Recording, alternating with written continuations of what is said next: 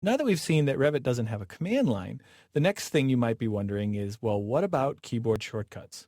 Most AutoCAD users rely heavily on not only the command line, but using shortened versions of the commands at the keyboard. Well, I'm happy to say that Revit has keyboard shortcut functionality, and in this movie I'd like to show you how you access that. So let's start with the basics. Keyboard shortcuts in Revit are typically 2 letters. You simply press the 2 letters on the keyboard and you do not need to press the Enter key. So for example, to execute the wall command, the shortcut is WA. So all I have to do is type the letters W and A, and as you can see, that puts me right in the wall command. I'm going to escape out of there. The shortcut for door, DR.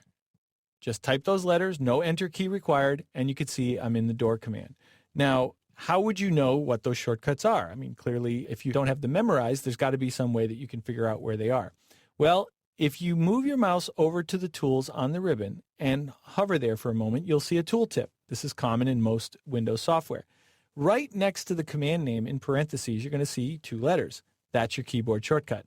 So you can see the WA that I just used for the wall command. And right here you can see DR for the door command.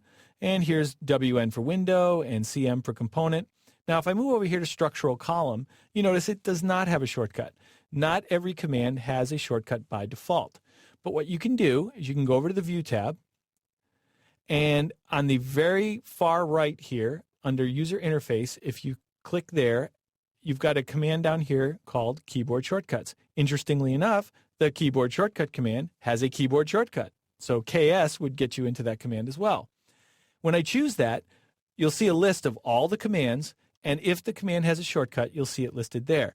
So you can use this dialog as a way to help you learn the keyboard shortcuts, and you can also obviously use this dialog as a way to modify those keyboard shortcuts. So if you wanted to add a keyboard shortcut to the structural column command, for example, you could find that command here on the list. You could search for it right here.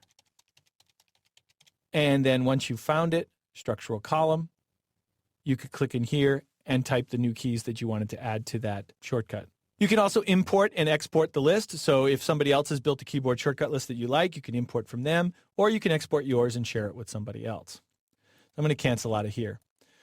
So keyboard shortcuts will definitely enhance your productivity, just like they do in AutoCAD. It might take you a little while to get used to them and to learn them all.